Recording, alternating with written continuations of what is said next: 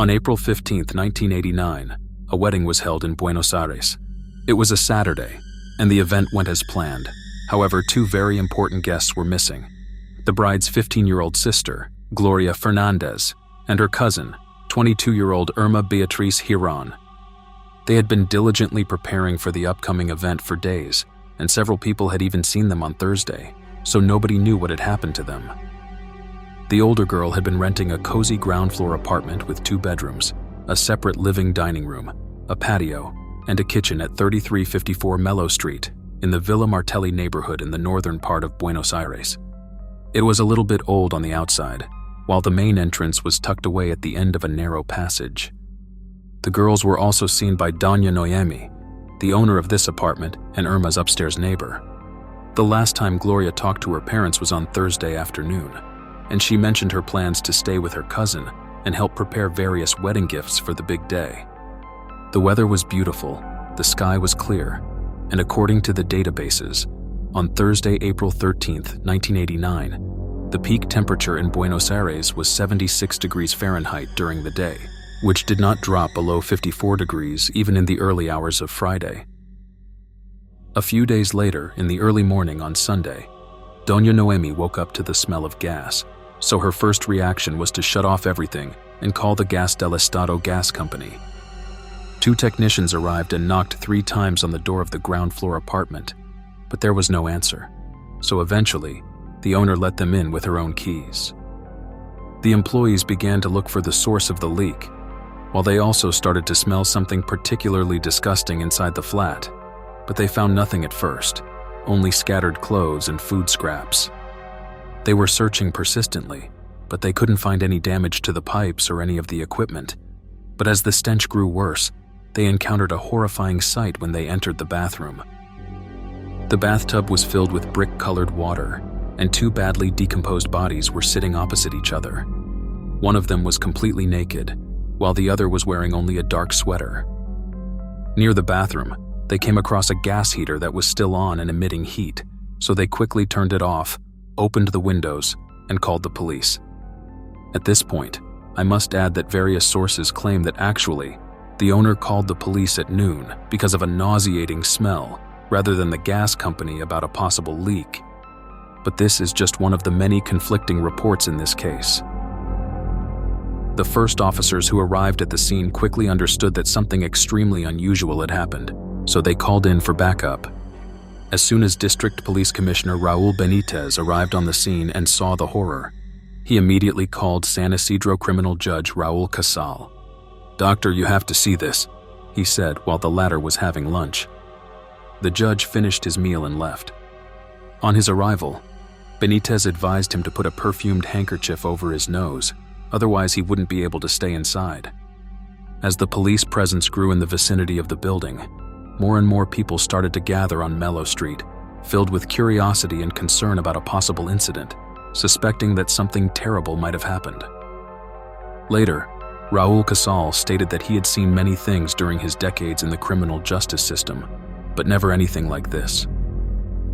The bodies of the 2 female victims were in a state as if they had been dead for weeks, to the point that they could hardly be removed, the police chief said, even though they had definitely been seen alive a few days earlier. According to one of the officers who worked on the case, not even bodies that are found months later in a river are in such a bad state. The 2 deceased were soon identified as their relatives quickly showed up at the apartment. The girls became unrecognizable to others, and their bodies were covered in worms and insects, but they were indeed 22-year-old Irma and 15-year-old Gloria.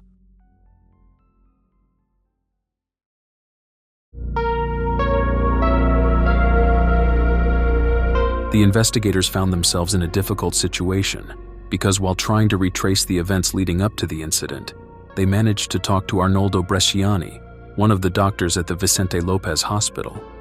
It turned out that on Thursday, April 13th at 10:45 a.m., Irma had made a call to the hospital using her landlord's phone and asked them to check on Gloria because she was not feeling well. Irma told the dispatcher that her cousin suddenly became ill after breakfast. Worth noting that different sources have conflicting reports about the time of the call, with some stating it was made in the afternoon and others claiming it was at 9 p.m. Arnoldo Bresciani was on duty that day and arrived at their home in an ambulance, finding Gloria lying on the sofa in their living room. He diagnosed her with flu symptoms and prescribed a fever and pain reliever called Multin, which she had to take every 6 hours with the stipulation that she should not eat anything heavy. Before leaving, the doctor also suggested taking a relaxing bath. Apart from routine treatment, Bresciani didn't observe anything unusual about the girls. He recalled that on the way back in the ambulance, he was puzzled as to why they had to go out because of a simple cold. From a medical perspective, the bodies in the bathtub were in far worse condition than they should have been, and their positions were very odd too. Because of the naked and half-naked girls sitting opposite each other in a bathtub filled with water, the press immediately started speculating about a secret lesbian relationship, although this was clearly not true. The two young girls were indeed very close and had a strong bond. However, some sources claimed it was Gloria's first time sleeping at her cousin's place. Considering that Irma just moved to the apartment a few months prior, it might be true. Of course, many theories came up, ranging from deliberate or accidental electrocution to the revenge of a secret lover. The latter was suspected by many because the 22-year-old girl had been the mistress of a 30-year-old married man named Luis, and the apartment was being used as a second home, a hideaway. The man didn't have a key to the apartment, and the main door was undamaged, so the investigators rightly suspected that if after the autopsy there was a suspicion of foul play, they would have to look for someone who knew the victims. The last time Doña Noemi saw the man was at dawn on Tuesday when she was sweeping the sidewalk and Luis left the house. According to her, he seemed to be somehow dazed and in a bad mood, probably because he had to wake up early as Gloria arrived minutes later. Once the crime scene investigation was finished, the bodies were taken away for further examination. The water was drained, the bathtub was cleaned, and the apartment was thoroughly disinfected and sealed. But even after 10 days, the autopsy was unable to determine the cause of death, as no signs of firearm, sharp object, or struggle-related injuries were found. Furthermore, establishing whether any foul play was committed was quite challenging because it is nearly impossible to collect fingerprints from bodies in such a severe state. A smaller wound was found on Irma's neck, but experts concluded it had nothing to do with her death.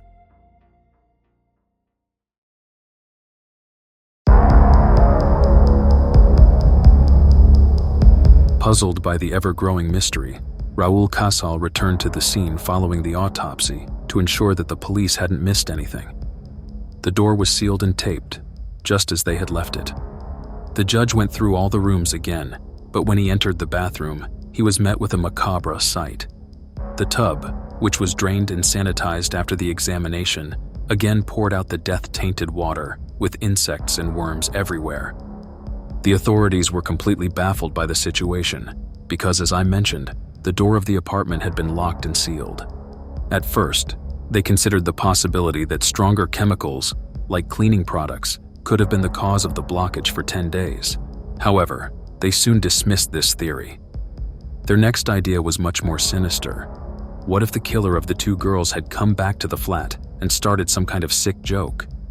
Then a forensic expert named Andres Barriocanal came up with a rather wild idea while he was talking to a journalist, as he had heard of two similar cases in the world that happened before the Buenos Aires incident.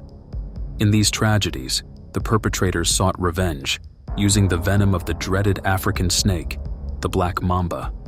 The black mamba is one of the most dangerous reptiles in the world. Its neurotoxin-based poison acts within 10 minutes, causes paralysis, and ultimately the cessation of the respiratory muscles leads to death. The animal often bites its prey several times and leaves it to suffer and die. The snake injects 100 to 120 milligrams of venom on average in a single bite, with a maximum dose of 400 milligrams. One bite can cause collapse in humans within 45 minutes, and without appropriate antivenom treatment, cardiovascular collapse and death typically occur in 7 to 15 hours. Apart from general symptoms like vomiting, abdominal pain, diarrhea, and sweating, early neurological signs include distortion of the sense of taste, drooping eyelids, blurred vision, slurred speech, difficulty handling saliva and swallowing, vertigo, slowed reflexes, and the inability to move facial muscles. So Barrio Canal proposed the idea that black mamba venom might have been used in the supposed murder because the snake's venom accelerates the decomposition process, and in a few days the body looks as if it had been in the water for weeks. Meanwhile, the case gained nationwide attention, and the black mamba theory made headlines in the newspapers the next day, giving the mystery another boost. That was when Raul Torre, a criminology expert and the head of SEIT, the Buenos Aires Police Special Technical Investigation Unit, came into the picture.